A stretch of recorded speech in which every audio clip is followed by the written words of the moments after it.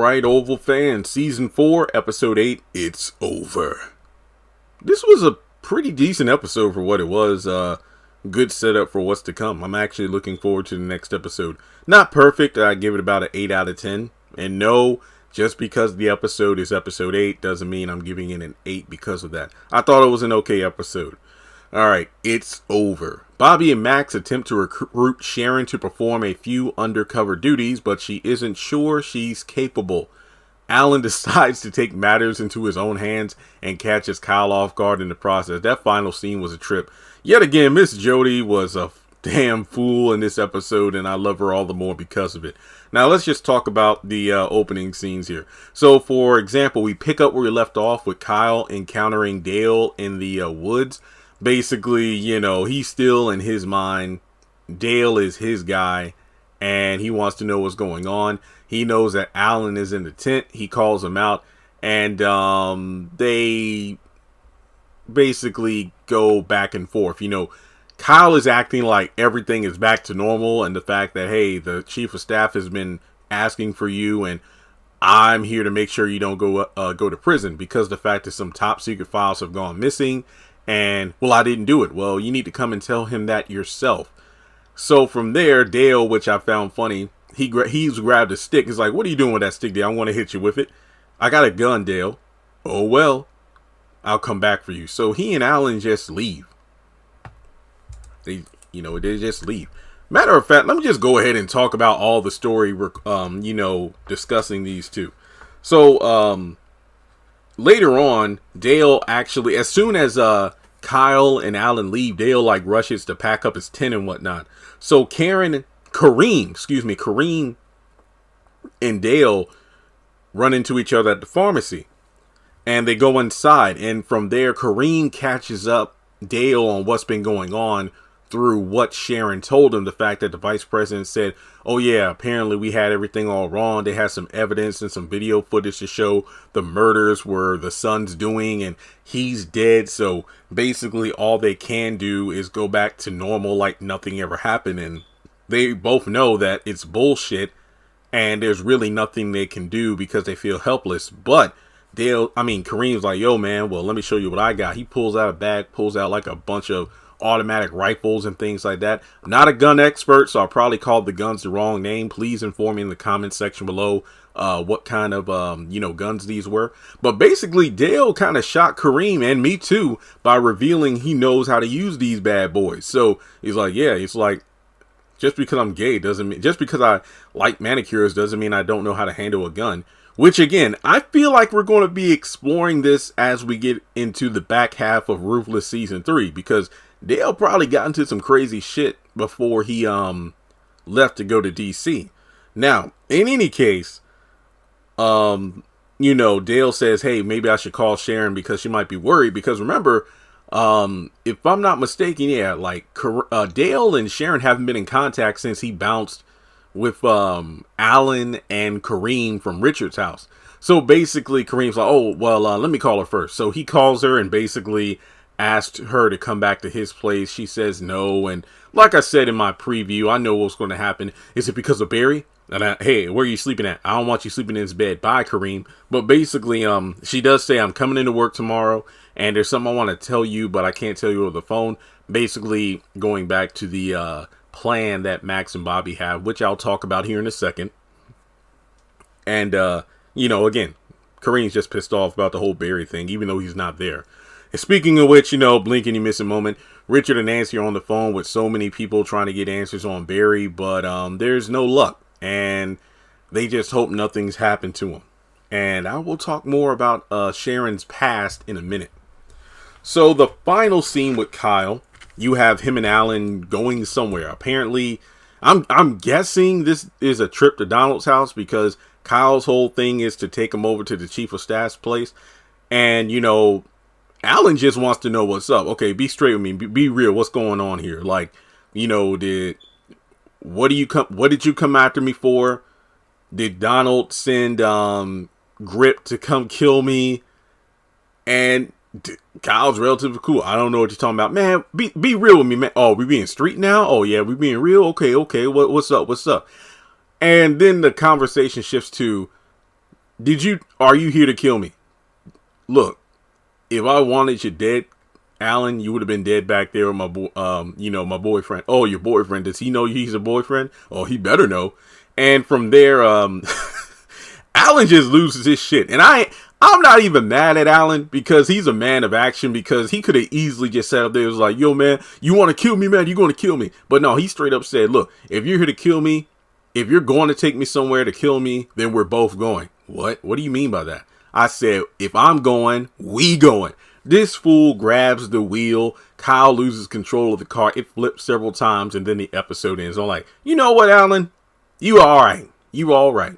Oh, also, the fact that when Kareem and Dale were talking in the pharmacy, I did like that one moment before Dale stepped away so Kareem could call Sharon. I did like when Kareem went, hey, Dale, we're going to be all right. I don't know. I just like that. It was one of them small moments where Kareem isn't an asshole, even though he turns to an asshole later on. But I think because Alan was such an ass to Dale for the past few episodes, it was cool to see Kareem take a moment and just reassure Dale that we're going to be all right, man. So, the other parts of the episode, Lily, for some reason, when Donald and Victoria were in the living room, just kind of going over the details of everything and, the next plan of action. These two, I didn't mind this scene because, yet again, it was kind of Donald and Victoria being their wicked selves. Like, hey, we're big and bad. Nobody better mess with us. Lily starts, I don't know what she comes in acting the way she does for. She was either drunk or hysterical. I wanted to say it was those pain pills because Donald eventually allowed her to take one or two of those pain pills. But did she pop one when she was in the garage? Because she was simply smoking a cigarette when Kyle had taken her car and left. So I don't know if Lily smoked something else out there, but she just comes in acting a damn fool. She wants to know what's going on. And, the fact that, her and Victoria, kind of have a back and forth, but Lily has a I don't give a shit kind of attitude right now, which I don't know. It just felt off-putting. Don't get me wrong. Lily looked fine as hell for hair looking the way it was. And, just that dress, she was looking good, but it was just one of those things where it felt completely out of place. And that's one reason why I docked the episode of a point. But basically, Victoria makes it clear that, hey, anybody who annoys me, they die. So that's pretty much it. So it's like they pretty much say that, hey, we're not really going to tell you anything. And if we tell you, we'll have to kill you. And Donald sends her upstairs. So that's pretty much it. So from there, Victoria and Donald just talk more business and wickedness. And that's pretty much it. They question Alonso about where did he go with Hunter the previous night. He tries to deny it at first, and Donald says, you're fired because you should have known the policy of not taking the president out of the White House without a motorcade and informing me. But then Victoria's like, no. How about this? We'll keep you aboard if you tell us where you went. And then from there, they pretty much guessed, and correctly, that, let me guess, he wanted you to take you for a ride to go to like one of the sleaziest, ghettoest neighborhoods in town to get drugs and hookers. And then from there, Alonso was allowed to keep his job so long as the next time, and there will be a next time, that Hunter wants to go for a little trip, he tells Donald first. So basically to let him know what's going down. So that's pretty much it. And then from there, Victoria and Alonso leave Donald's house. And on the way back to the White House, Hunter calls one of the agents up to talk to him about, where Victoria is. And Victoria's there, left the White House to meet with Donald, but he doesn't know why. But they are on their way back. Hunter asks for Alonso, who's currently on his way back to the White House with Victoria, to meet up with him as soon as he gets back to the White House. And from there, you have Donald on the phone, and, the agent gives the phone over to Hunter. And Donald basically says that, well, I was meeting with your wife because she spun the entire narrative of everyone who's against you. So you're off the hook, Mr. President. And Donald is asked, so where does your allegiance lie, Donald? With you, sir. Yeah, we'll see. And then, hey, would you like to come over to talk? Oh, I mean, we could talk about everything right now. And then Hunter hangs up on him. Well, I'll see you tomorrow, sir. So Victoria comes back to the White House, and she sits down with Hunter to explain that the vice president and his wife will be coming to the White House tomorrow to apologize to you. And Hunter doesn't want to, talk to him at all. And he's unwilling to listen to Victoria because, so what's up with your dad in terms of what's going on? And I think Victoria mentioned that, he needs Hunter to, basically put the people that her father wanted to be put in certain places in the Senate in their positions to sign off on certain things, basically because this will allow her father to get some money. How much does he need now? Well, he needs money to pay off all the cover-ups that he put into place to clean up your messes.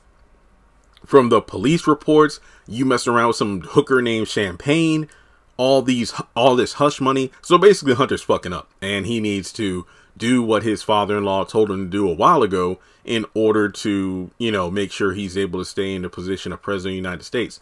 I mean, because Victoria just goes down the laundry list of all the, screw-ups that Hunter has been involved with since they got into office. And it's stupid because we finally got everything we've worked for, and yet you're messing it up with your terrible tendencies. And, he goes on to say, you wouldn't be anything without me. That's debatable. But then again, I mean, Victoria is, she did know to get some dumb white, all-American white boy because she knew that was her ticket to get to the, higher levels as time went on, and it worked. But Hunter just doesn't give a damn at this point, and, he just walks away from her. Now, the remainder of the episode to talk about really focus on the Sharon storyline, or at least what Max and Bobby plan to do with Sharon. So they get over to Richard's house and they run into Miss Jody, who this woman just throwing herself at Bobby and Max too. And it's like, who you looking for? Are y'all official? Yes, ma'am. Well, the president was here earlier. Oh, he was. Yeah, And then Bobby's like, no, and there was no motorcade that left the White House. No, he wasn't no motorcade or limo. He was in a little car with Filipino man, Puerto Rican man. And then from there, she has like the license plate number and everything. So, Bobby takes a picture of her phone. Yo, just give me your number, sweetie. But no, she just takes a picture of the phone and Max is egging him on. No, give her your phone number. And then from there, they pretend to be a gay married couple. Oh, shit. but Miss Jody still likes what she sees. But they go inside the house with Richard, and Bobby smells the pork chops, and Nancy's like, oh, I can fix you a plate. And then, she goes in the kitchen. So basically Sharon's called down. Quickly, I'll just go over the details. Max makes it clear, hey, I've been working with the president since he was in the governor's mansion years ago. And once he's fixated on a person and, basically a woman he's attracted to, he will not stop. He's going to call you again. He's going to try to get you to be with him again. So what we need you to do is simply record the phone calls. That's simple. That's all you need to do. We can use this information to build a case he can't get out of and take his ass down. Sharon doesn't want to do it, so she leaves. And Nancy, and then Richard's like, well, sorry, fellas. Yeah, I don't think this is a good idea. Y'all have a good night. Max like, let's go. No, I want my pork chops, though. So then Nancy comes in with 2 plates, and Bobby's like, give them both to me, please, because Max does want to share. And then Max was like, you know what? I think I will have that plate, but can you make him to go, man? Thank you. And then I just love how Bobby, this was a funny scene. This is the Bobby and Max, dynamics I love to see. Not when Max is a rabid dog trying to get Kyle and kill him. Not when Bobby's being a simp over Lily, but just these 2 fools being 2 fools, like grumpy old men. I love it. So later on, after Nancy and Richard were calling around trying to find Barry, the conversation shifts to the whole Sharon thing, and Nancy just wants to bring down the president for, walking into their house like that, so Sharon can do it. What do you mean, Nancy? Look, Richard, she ain't a nice, goody 2-shoes like she comes across. She was a stripper. What? Bitch-topia. What are you talking about, Nancy? Look, she didn't tell you because you would judge her. What?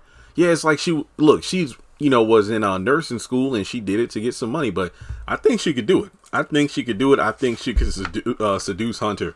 And that's pretty much it. So, yeah, this is a pretty okay episode set up for what's to come. I don't have that many complaints about it. Like I said, the real off-putting thing was the way Lily was acting. But other than that, hey, we're good to go. So, let me know your thoughts on the episode in the comment section below. Like and subscribe, and I'll catch you in the next one.